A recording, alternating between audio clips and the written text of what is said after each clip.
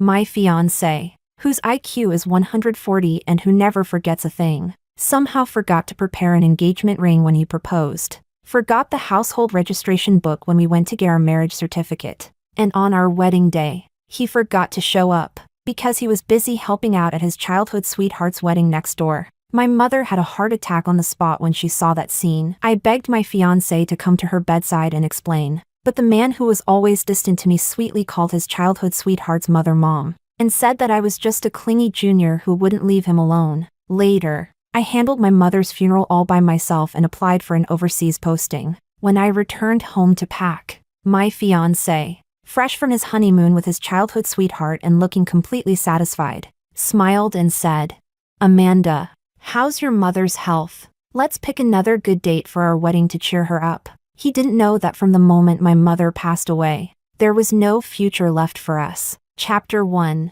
I took out all my winter clothes, carefully folding them into the suitcase. Suddenly, the door opened, and someone tiptoed inside. A pair of large, cold hands wrapped around me from behind, his icy fingers covering my eyelids. "Guess who I am?" He lowered his voice on purpose, that magnetic tone deep and teasing, just like every time he came back from a business trip and played around with me. The old me would have laughed and said, "Of course, it's my handsome man," then gently warmed his cold hands. But now, that sweetness was gone. I no longer had the heart to play along. I pulled his hands away and kept folding my clothes silently. My boyfriend, Angelo, froze for a moment, his cold fingers clenched into fists, his gaze dropping as he pitifully asked, like a drenched puppy, "Amanda, what's wrong? Hasn't our Cold War lasted long enough? You suddenly crashed the wedding that day." And I had to explain everything to the guests for ages. A sarcastic smile tugged at the corner of my lips. A month ago, I became a laughingstock among all my relatives and friends because my groom married another woman in front of everyone. My mother had a heart attack because of that, and I was thrown out of the venue like a beggar by Angelo himself. Even on the day of my mother's burial, people in the village still pointed fingers and whispered mockingly, "She's the one, right? The one whose husband ran away on the wedding day? And she's supposed to be a top student, almost 30 and still single. So shameful. I heard she drove her own mother to death. We always said daughters are useless, they can't even take care of their parents." That same damp, suffocating feeling from my mother's funeral crept over me again, but my tears had long dried up. When I came back to my senses, I spoke lightly. "It's not a Cold War. We should break up." Before I could finish those 5 words, Angelo nodded, dragging out an indifferent "oh," and said casually, "So it's not a Cold War, it's just a fight, right? Didn't I message you to explain everything? Luna's husband ran away, and our families are close. Helping her out doesn't cost me anything." He plopped down on the sofa like a lord, picked up a gray-white sweater, and started folding it awkwardly. Under his messy bangs, his handsome brows furrowed slightly, and his thin lips twitched. "This sweater's so ugly, you should just throw it away." I said nothing, just stared at the silver wedding ring on his finger. Finally realizing what that icy touch over my eyelids had been, Angelo followed my gaze, quickly took the ring off, and stuffed it into his pocket. Then he blinked, trying to brush it off like before. "Come on, acting requires commitment." I forgot to take it off. "Amanda, don't tell me you're jealous again."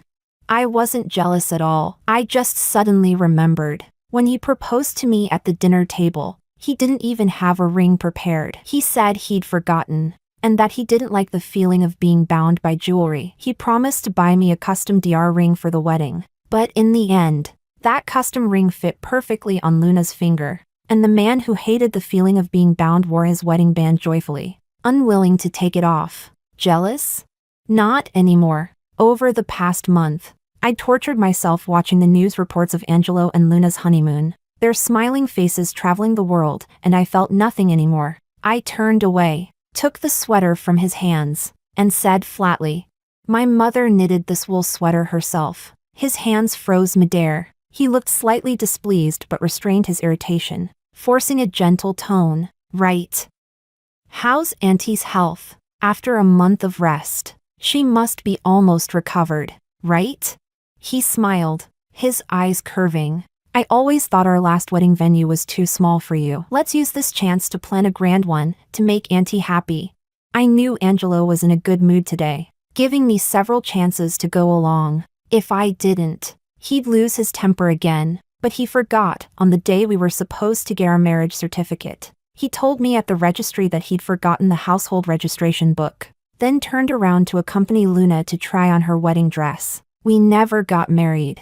We didn't need a wedding. Coming back to myself, I gave a faint, sorrowful smile. There's no need. After being brushed off several times, Angelo's expression darkened just as he was about to speak. His phone rang. When he saw Luna's name on the screen, his brows relaxed instantly, and his tone softened unbelievably. I just got home. Why are you calling? Whatever she said made him chuckle, holding the phone between his shoulder and neck. He grabbed his black coat from the rack and said with a grin, Luna, you're pushing it. I'm still trying to coax my girlfriend here. This is the last time. All right? I watched as he slipped the ring back on, fixed his collar and hair in the mirror, and picked up his car keys. Just as he grabbed the doorknob, he seemed to remember my existence. He turned back quickly, ruffled my hair, and said affectionately, All right, Amanda, don't be mad. I got you a little gift. I'll bring it tonight. I watched him leave, then turned toward the floor-to-ceiling window. Through the glass, I saw a pink sports car parked downstairs, so low it almost kissed the ground. Luna leaned against the car door, sipping milk tea with a satisfied smile. Angelo, who was known for his obsessive cleanliness, lowered his head and drank from the same straw she had used before getting into the driver's seat. I looked away and closed the curtains. Then I turned around and picked up the foreign assignment form on my desk, the one I had already filled out completely. Chapter 2. I brushed my fingers along the sharp edge of the application form, then stepped out the door without hesitation and took a cab to the company. After packing all day, it was already evening. 2 days ago, I had already submitted the request for overseas assignment through the internal system, and it had been approved. Now all I needed was to hand in the printed copy for the records. Inside the company, everyone looked at me and whispered among themselves, Isn't that the woman who made a scene at the CEO's wedding in that viral video? Wow, didn't she take bereavement leave recently to run away from embarrassment? How does she even have the nerve to come back?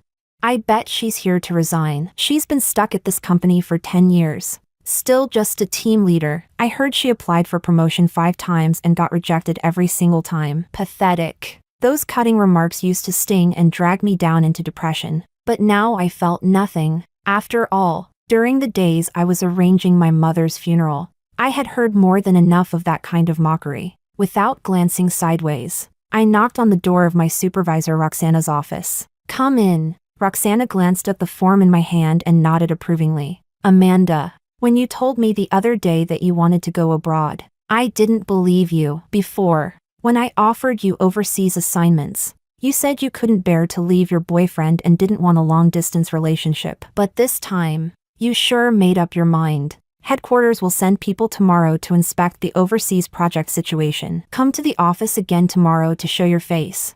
Then you can go. You know, we started as interns at the same time. You were more capable than me and helped me a lot. I'm glad you've finally figured things out. I lowered my gaze. Yes, maybe it was bad luck. All the other interns from my batch had become executives, and only I had remained in the same place. When I walked out of the company, I looked back at the skyscraper I had dedicated 10 years of my life to. In these 10 years, Angelo's family business had grown stronger and stronger. Even the branch offices now rose high into the clouds. So why did our relationship collapse so completely? My story with Angelo had always been the cliché of the rich young master and the poor Cinderella. My father passed away early, and my mother raised me alone. Back then, besides attending classes, I spent every spare minute working part-time, tutoring, doing odd jobs, to make ends meet. Until one day, a girl not only refused to pay for her tutoring but also brought her roommate to block my way, demanding all the money I had. Just when I thought everything was hopeless, Angelo appeared with his bodyguards, pulled me up from the ground, and said he wanted to treat me to dinner. Blushing, he said he was bad at studying and was afraid of failing his exams, asking me to tutor him before finals. I knew very well he didn't need tutoring. It was just an excuse to help me. I was drawn to his effortless confidence, that natural brightness of someone who had never experienced hardship. The day he confessed, he held my hand and proudly announced to everyone on campus, "This is my straight-A girlfriend, the school beauty." When we graduated, I gave up the chance to study abroad on a government scholarship. When I started working, I turned down a $1,000,000 annual salary offer from a top international company. All I wanted was to stay by Angelo's side, dreaming of a simple life, marriage, children, growing old together, until a year ago, when Angelo's childhood sweetheart, Luna, returned from overseas, and everything changed. That day, Angelo abandoned me for the first time, even though I was sick, just to go to the airport to pick her up. That night, at her welcome party, he got drunk and refused to leave, clinging to Luna's hand, eyes red as he pleaded, "Luna, please, don't leave me again, okay?" From that moment on, we fought constantly because of her. I wanted him to have some boundaries, but he accused me of being controlling, of not even letting him have friends. He even mocked me, saying that since he'd known Luna since childhood, I was the one who came between them. Then, 2 months ago, the day Luna sent him her wedding invitation, after rejecting my hints about marriage 99 times, Angelo suddenly put a piece of rib into my bowl and muttered, "Amanda, maybe we should get married too." I shook my head, brushing away the memories. My shadow stretched long and lonely under the setting sun. In this world, I had no family left. After walking a few steps, the sky had already turned dark. I was about to pull out my phone to call a cab when I heard a familiar, playful voice behind me. "Luna, hold on tight. If you fall, I'm not taking responsibility." Turning around, I saw the brightly lit entrance of a bar. Angelo was holding Luna in his arms like a princess, spinning her around like a scene straight out of a romantic drama. Luna clung to his neck, her dress twirling as she laughed like a real princess. Around them, a crowd cheered. "Come on, 3 more spins. Go, Angelo. Don't forget to drink the couple's wine afterward." "Luna's so beautiful. I still remember when we played pretend weddings as kids, Angelo beat us all up just to be her prince. Looks like the prince and princess really did end up together." With a smug smile, Angelo gently set the dizzy Luna down as though she were fragile porcelain. Then he took a glass from someone nearby, linked arms with Luna, and drank. Cheers erupted all around. "Kiss! Kiss!" Angelo froze for a moment, not moving. Luna laughed and tried to defend him. "Didn't we say that was the last event? The games have gone on long enough. Everyone should head home." But the next second, Angelo wrapped an arm around her waist and kissed her. His eyes stayed open, clear and soft, yet filled with a deep possessiveness. The next moment, he pulled away, pressing a hand to his head and pretending to be drunk. "I'm going home, my head hurts." I saw every bit of his care, his tenderness toward Luna, all the affection he had once given me now directed at her, and I watched as he staggered, took out his phone, and dialed a number. Then my own phone started ringing, across the street, several meters away. Angelo froze when he heard the ringtone. The moment our eyes met, he straightened up instantly. Chapter 3. Everyone around looked at us in confusion and asked Angelo, "Angelo, who's this pretty girl?" Angelo's eyes flickered as he mumbled vaguely, "She's the housekeeper's daughter. My mom probably sent her to call me home for dinner." Luna's face was full of pride, her tone dripping with mock kindness as she deliberately enunciated, "Oh, the housekeeper's daughter? Then you'd better take good care of your young master." If it had been the old me, I would have cried and asked Angelo who it was that he truly loved. Now, I just felt bored. I didn't even bother to give him a glance before turning and getting into the rideshare I had just ordered. When I got home, I hadn't eaten all afternoon. My stomach cramped painfully, so I boiled a bowl of plain noodles for myself. I had barely taken 2 bites when I heard the sharp sound of high heels outside the door. The next second, Angelo kicked the door open. Seeing me eating, he frowned and snatched the chopsticks from my hand. "Amanda, why did you walk away just now? Do you have any idea how embarrassed I looked?" What I didn't expect was that Luna had followed him. She clung to Angelo's arm, looking worried but speaking gently. "Angelo, Amanda's a girl. Didn't you say you'd talk to her nicely?" Then she turned to me with a sweet smile that barely hid her smugness. Amanda, don't be angry. Angelo's always had a bad temper. He only has patience with me. But you were wrong too. You shouldn't have left him alone when he was drunk. I pulled out another pair of chopsticks, picked up a mouthful of noodles, and ate without looking up. The food was tasteless. Without raising my head, I replied to Angelo, "You've got your wife to take care of you now. Why would you still need me?" Angelo's expression darkened, his voice cold as ice. "What wife?" "Amanda, you're jealous again, aren't you? You've really gone too far this time. Those people were just acquaintances from our circle. Luna and I were only playing along. You think I enjoy drinking? I was doing it for you."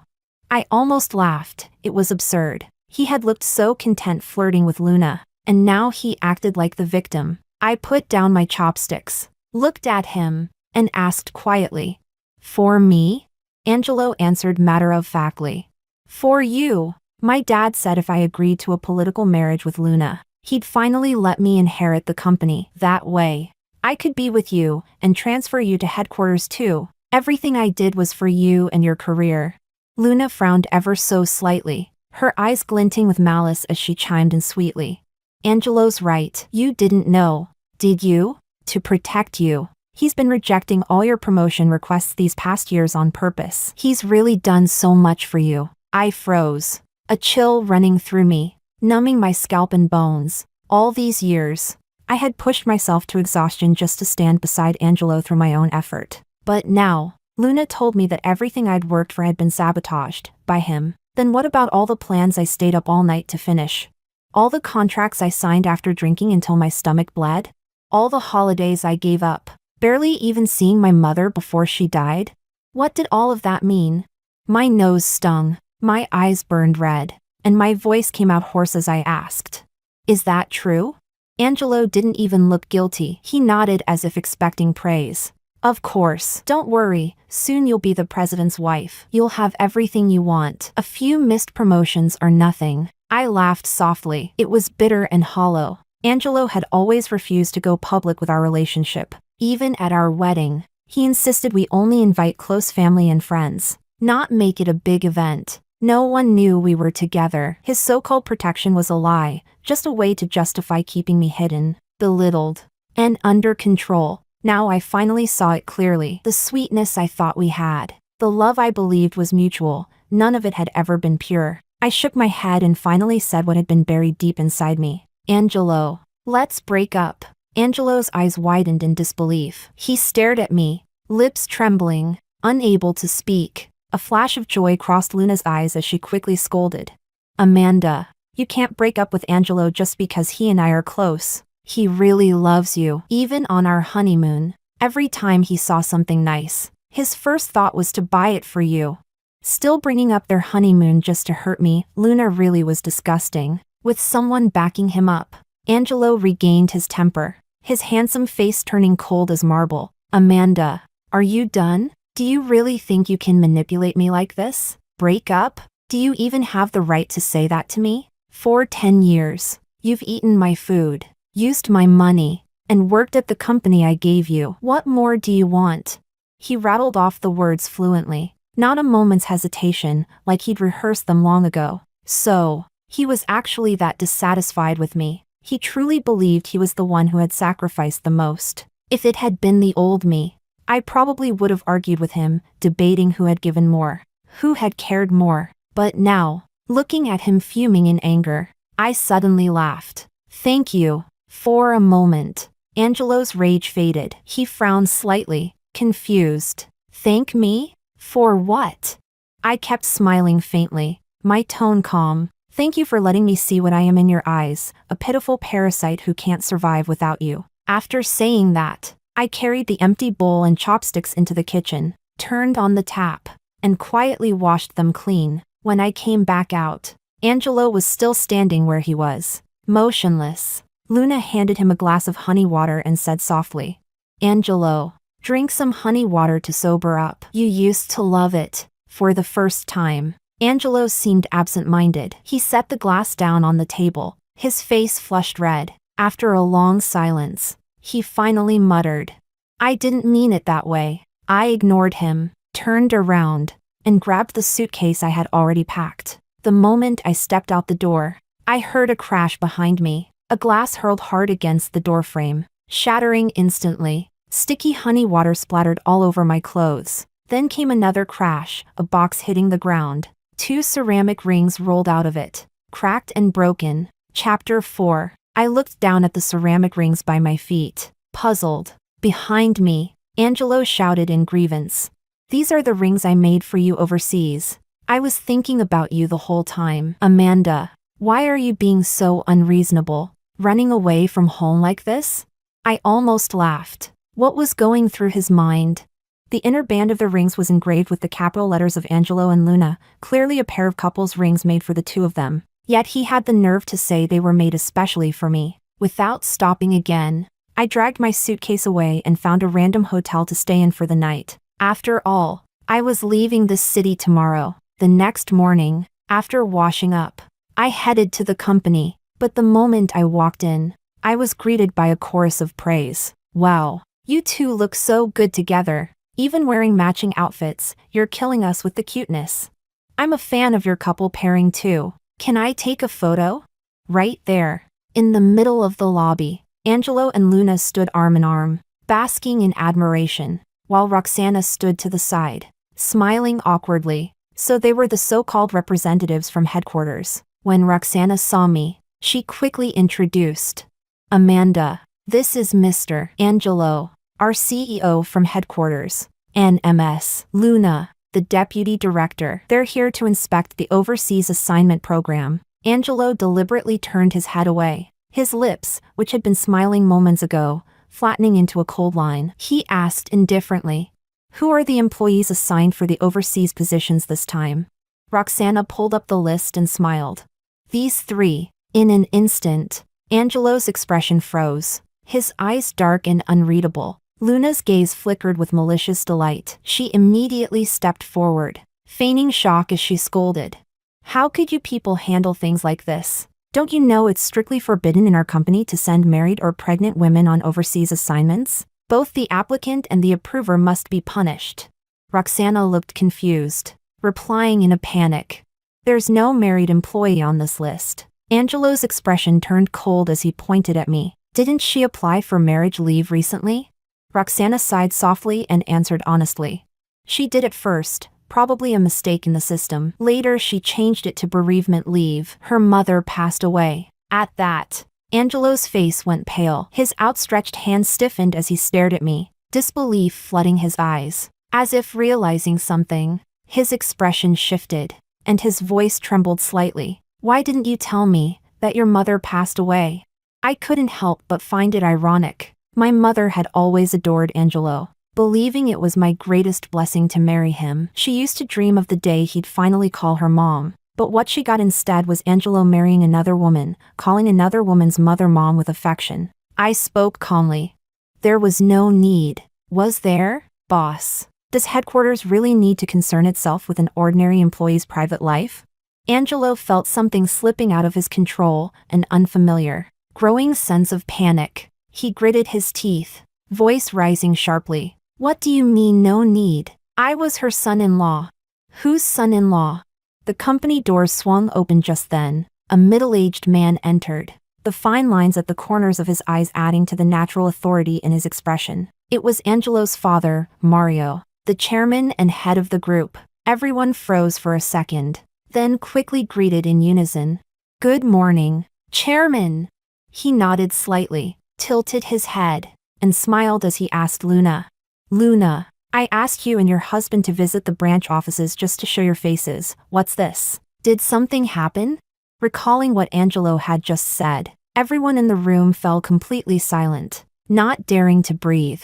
Luna's face alternated between pale and flushed. Tears welled up in her eyes as she forced a smile. Angelo's brother is Amanda's husband. When Angelo heard that Amanda was being sent overseas, he just wanted to stand up for his brother. Under the chairman's sharp, penetrating gaze, Angelo pressed his lips together, remaining silent, fists clenched tightly at his sides. The chairman's brows furrowed, his tone turning harsh. Who dares violate company policy? I'd like to see who has the guts to do that.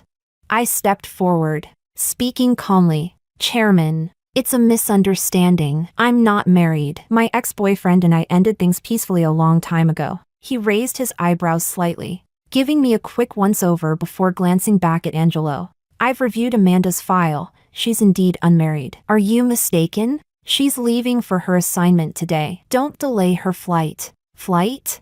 Angelo's pupils constricted sharply, turning his head. He found me looking completely composed. His heart skipped a beat. Panic flickered across his face, a rare sight for someone always so composed in the office. He suddenly blurted out, "Dad, it's not my brother, it's me. Amanda's husband is me. How could I be mistaken? Our marriage certificate was issued on November 3rd. She's lying. I went with her personally that day."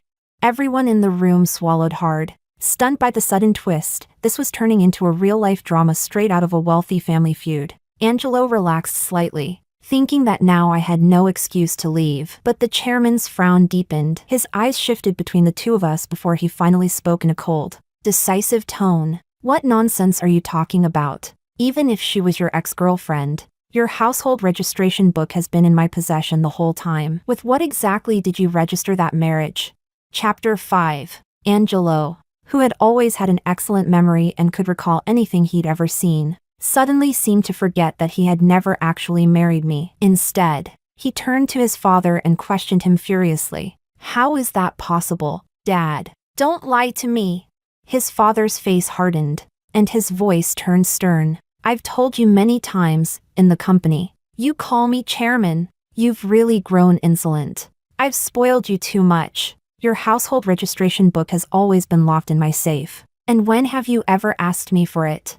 He spoke slowly and deliberately, helping Angelo recall that day step by step. "And if I remember correctly, that same day you went to pick out wedding suits with Luna. When would you have had the time to get a marriage certificate? You must be overworked lately, starting to hallucinate. Stop standing in the way of Amanda's career." His words were heavy, not just a reprimand, but a warning. A warning for Angelo not to interfere with me again. And the warning worked. Angelo froze, as if struck by lightning. He suddenly remembered he hadn't married me that day at all, because the moment he proposed to me, he'd already started to regret it. So he deliberately dawdled on the way to the registry office, pretending to forget the household registration book. With a guilty face, he had said to me, "I'm sorry, Amanda. Let's just get the certificate after the wedding, okay? There aren't any auspicious dates left this month anyway." And right then, Luna had called, asking him to help her try on the groom's tuxedo. He'd fled without hesitation. Now, remembering everything, he turned and looked at me, my face calm, unreadable. His lips trembled, but he couldn't form a single word. I turned to the chairman and said politely, "Chairman, Mr. Angelo and I are practically strangers. I suppose he's just joking because I accidentally mistook him for my ex-boyfriend before, which caused a little misunderstanding at his wedding." The chairman nodded, visibly satisfied. "Amanda, you can proceed with your assignment. I have high expectations for you." I nodded as well and turned to leave. Angelo instinctively reached out, trying to stop me. "Amanda," but the chairman's stern voice cut through his words. "Shouldn't you and Luna continue your branch inspections? I still have a presentation to deliver at headquarters about the company's recent achievements." Finally, Luna moved. Her eyes were filled with venom as she tore her gaze away from me, then grabbed Angelo's right hand and interlaced her fingers tightly with his. At first, Angelo tried to pull away. His eyes locked on me, but within moments, he gave in, turning his back to follow Luna. I no longer cared about any of these grudges. All I wanted was to escape this city as soon as possible. I went downstairs, got into a taxi, and headed for the airport. Along the way, I watched the familiar streets flashing past and whispered a silent goodbye in my heart. I never expected that. While I was checking in at the airport, Angelo would call me. I frowned, not wanting to answer, but out of pure habit. My finger slid across the screen anyway. With a sigh, I said, "Hello? What is it?" On the other end, I could hear the sound of rushing wind. His voice came through loud and urgent. "Amanda, don't go. Wait for me. I'm almost at the airport." Before I could respond, he hung up. I stood there holding the phone, frozen, my eyes distant. The airport? Why would Angelo come to the airport?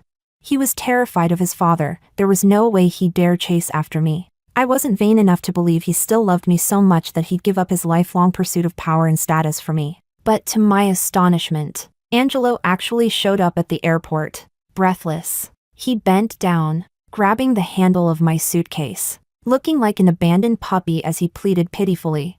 Amanda, don't leave. I don't want the CEO position anymore. I'll marry you. I'll steal the household registration book right now. Let's get our certificate today, okay?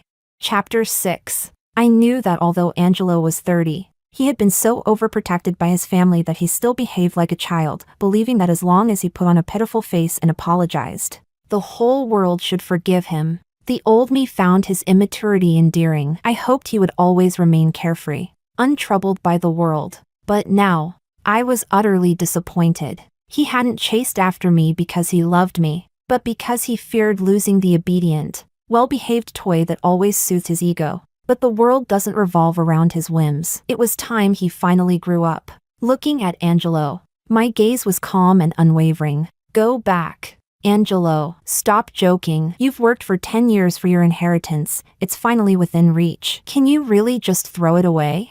The rush of adrenaline that had driven him to the airport began to fade. His grip on my suitcase tightened again. His lips pressed together stubbornly as he said quietly, Amanda, please don't go overseas. As long as you stay in the city, I'll do whatever you want. Do you remember what I told you? Why our company doesn't allow overseas assignments?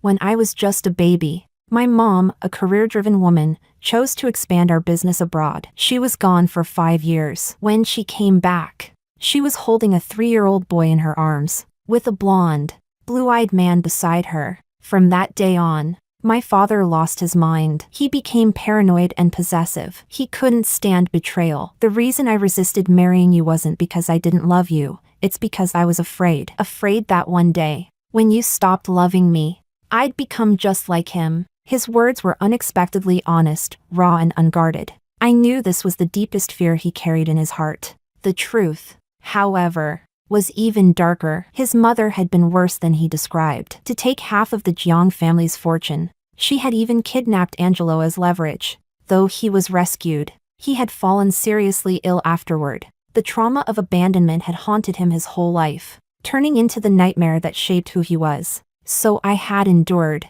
protecting his fragile heart, hoping he would one day believe in my love. But the truth was, this man who claimed to fear marriage had no problem accepting his wedding with Luna. He had smiled sweetly throughout their honeymoon. Perhaps he himself didn't realize it. His attachment and trust toward his childhood sweetheart ran far deeper than he knew. After 10 years of love, I only wished for a peaceful ending. My tone remained gentle. Angelo, I think Luna truly loves you. You don't need to hide your feelings anymore. I wish you both happiness, and may your love last a lifetime. Angelo grew flustered, insisting desperately, No, it's not like that.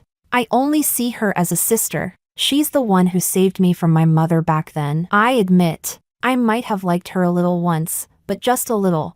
The one I truly love is you. Amanda, please don't leave me. His voice cracked, turning hoarse and trembling as he spoke, close to tears. I found it absurd. Even now, he was still playing the ostrich, burying his head in the sand, thinking that denial could change reality. In his heart, his inheritance mattered more than me. His father's approval mattered more than me. Luna mattered more than me. Even his nights drinking with friends mattered more than me. He and I had long been drifting apart. And yet, he still claimed to love me. As the tension hung between us, a group of black-suited bodyguards suddenly entered the terminal. His father had arrived, with Luna at his side. The moment Angelo saw his father's stern face, fear flashed through his eyes. He immediately released the suitcase handle. I couldn't help but scoff inwardly. Yes, this was the Angelo I knew, a child who would never grow up. Before his father even spoke, Angelo swallowed hard and instinctively took a few steps away from me. But as he turned back,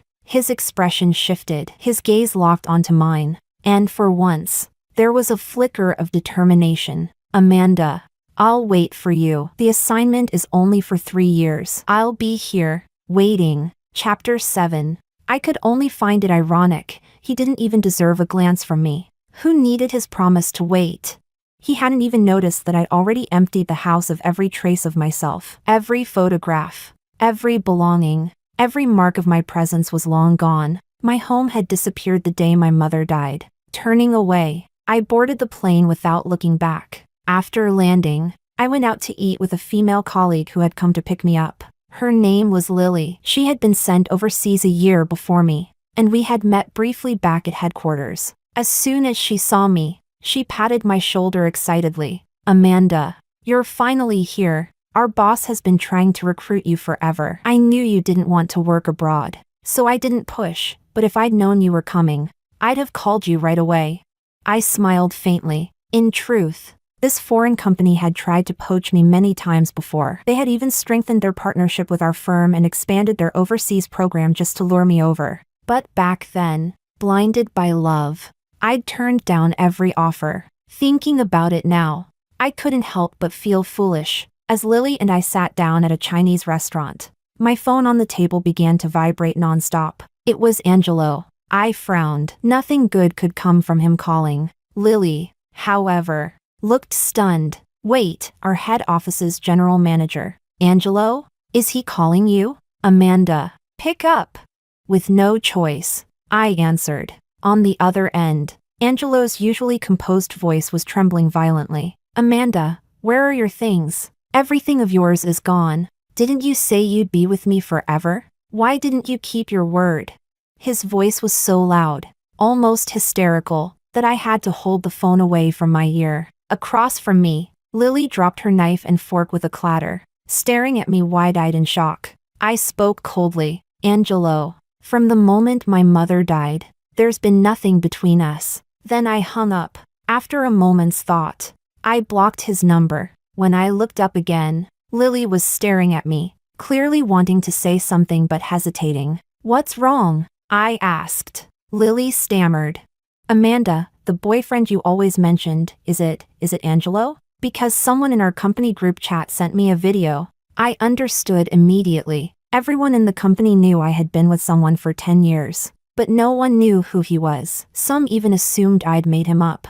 And of course, the video of me barging into Angelo and Luna's wedding, begging him to visit my dying mother, had been shared company-wide as entertainment. Now, in front of Lily, I didn't bother pretending. "Yes," I said calmly. "We were together, but it wasn't right. So we broke up." Lily's face softened with sympathy. She patted my shoulder again. "Oh, Amanda, don't be too sad. Ordinary women like us can't compete with those rich heiresses. I'll introduce you to a good, down-to-earth guy next time." I couldn't help but laugh, shaking my head. Once I started my new job, I felt lighter than ever. No one schemed against me. No one tried to undermine me. For the first time, my efforts were rewarded fairly. Within a month, I was promoted to a senior executive position, something I had failed to achieve in 10 years back home, despite 5 promotion applications. Meanwhile, Angelo kept appearing in the news,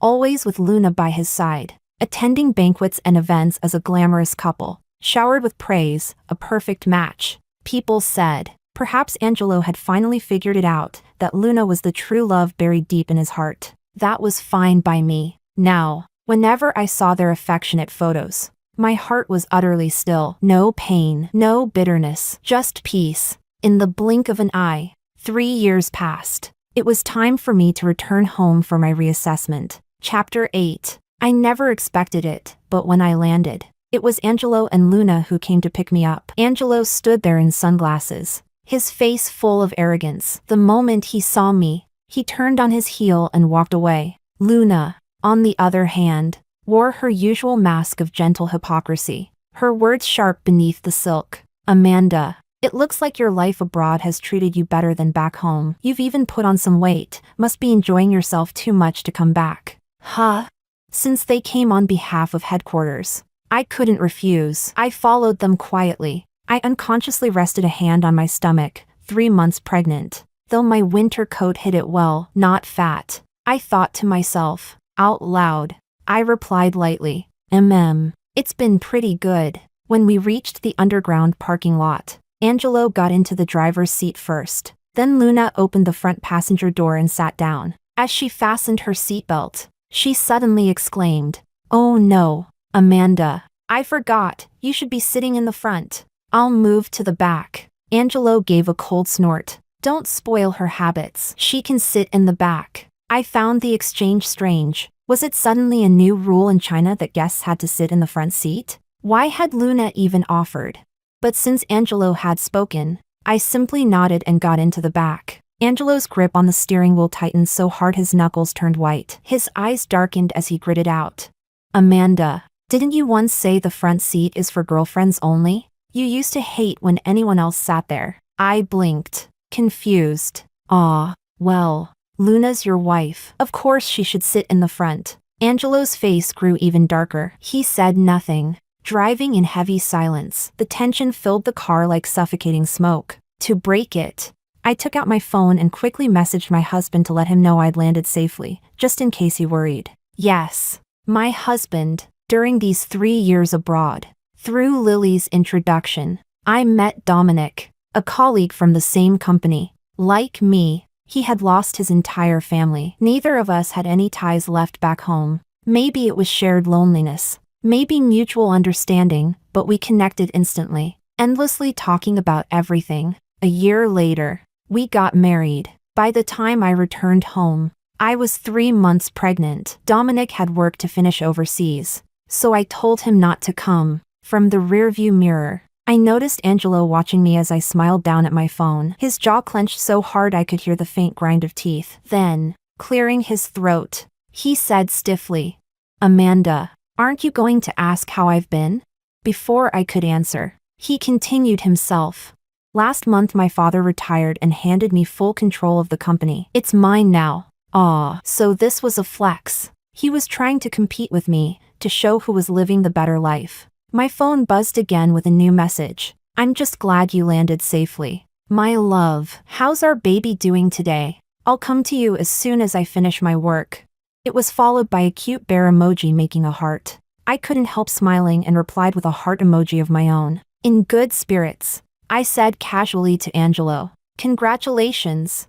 But the next second, the car screeched violently to a stop. I lurched forward, barely catching myself with one hand. Startled, I instinctively cradled my belly, soothing the baby. Before I could even ask what he was doing, Angelo was staring at me, eyes blazing, jaw tight with anger. Luna glanced between us, then said sweetly, "Amanda, why so polite? Don't tell me you're still upset because Angelo and I are close. He's missed you all these years. He even added extra trips abroad just to find you." Angelo cut her off sharply, snapping, "Luna, why are you telling her all that? Some people have no heart, they've been jealous for years, still holding a grudge. How petty." "Huh?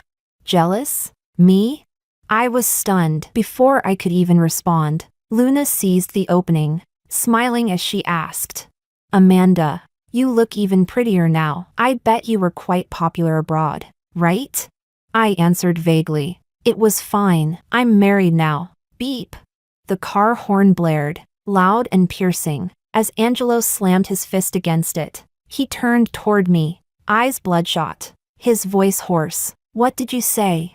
Chapter 9. I met his gaze and said calmly, "I'm already married. I got married abroad." Luna's eyes lit up, the corners of her lips curling upward in an unmistakably gloating smile. "Amanda, everyone knows how much you used to love Angelo. You shouldn't joke about something as serious as marriage." Angelo, however, tilted his head slightly, a faint smirk appearing on his face. "Amanda, I didn't expect that 3 years overseas would teach you how to lie. Anyway, since you're back, don't leave again. All those promises I once made, I can finally make them come true now."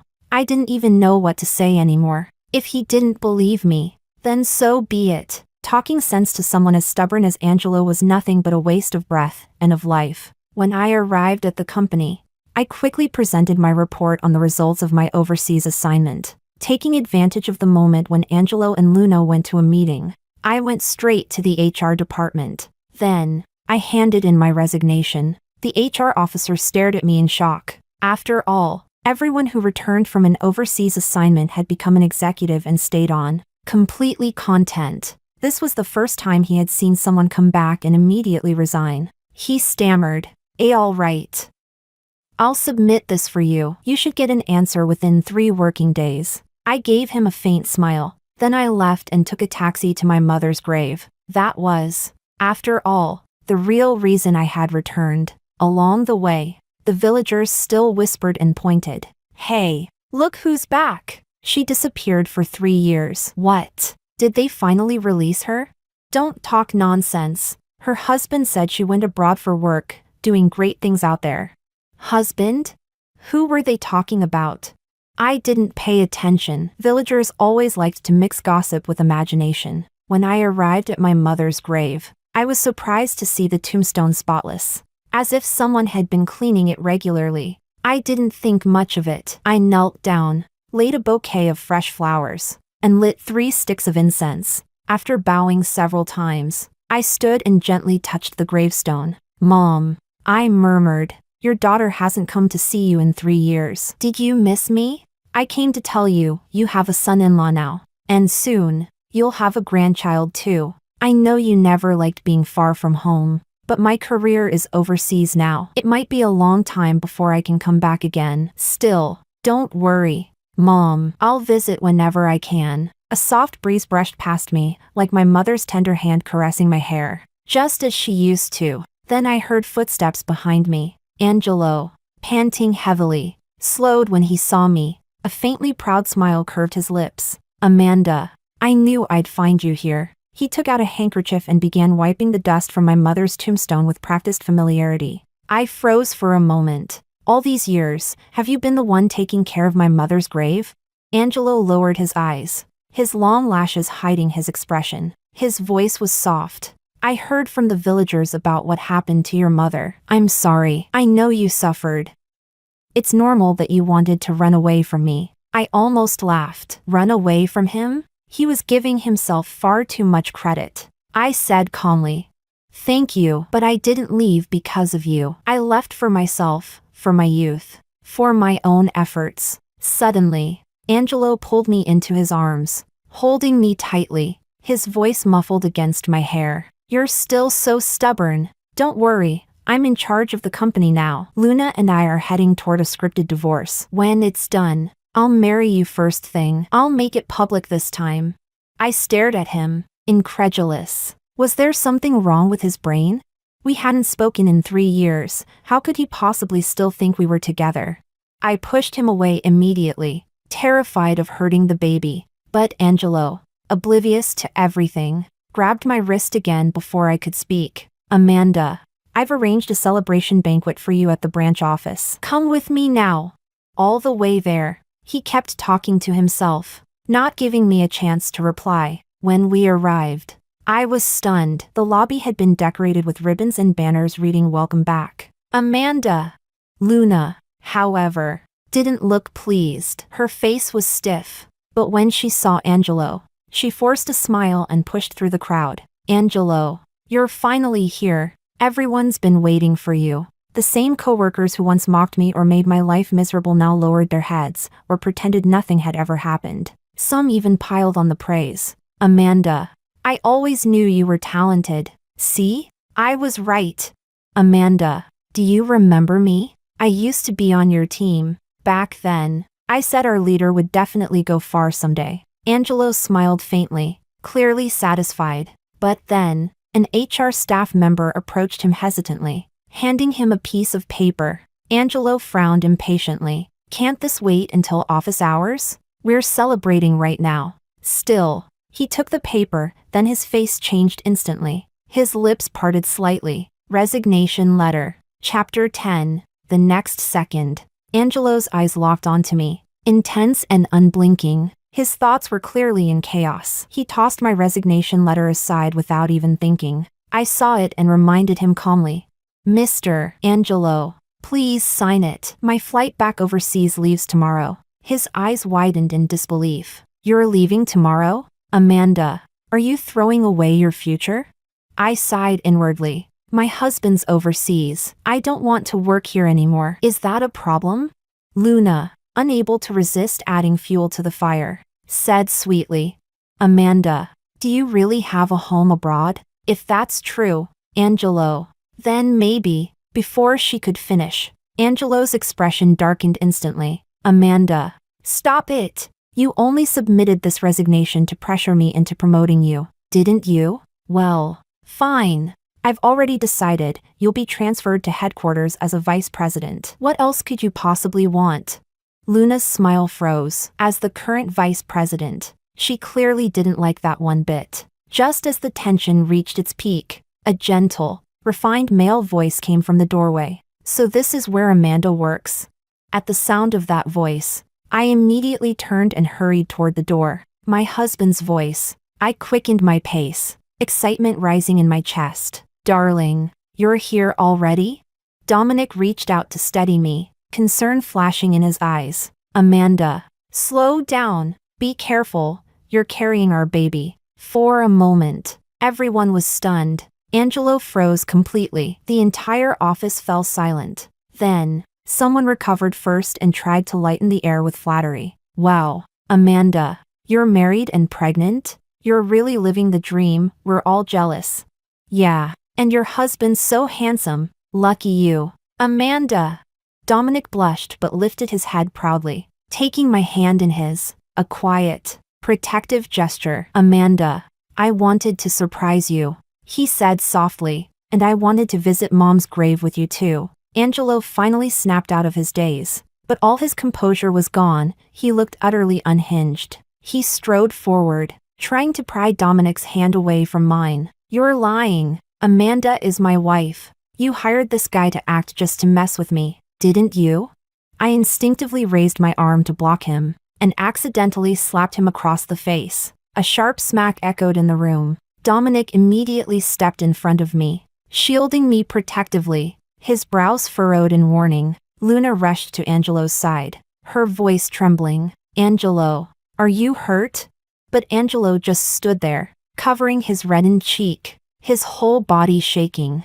Then, without warning, tears streamed down his face. His voice cracked, hoarse and broken. Amanda, tell me this isn't real. You said you'd only ever love me in this lifetime. I looked at him, my gaze as cold as ice. Angelo, let me say this one last time. We broke up long ago. There's nothing between us anymore. My husband's name is Dominic. He loves me, and I love him. Dominic guided me carefully out of the company. This time, Angelo didn't follow. That night, Dominic and I rested at a hotel, planning to visit my mother's grave together the next day. The following morning, I received confirmation that my resignation had been approved. At the same time, I saw a news article. Angelo and Luna were publicly showing off their affection again, announcing their plans to have a baby next year. Their fans online were ecstatic, flooding the comments with blessings. Then, unexpectedly, Angelo sent me a message.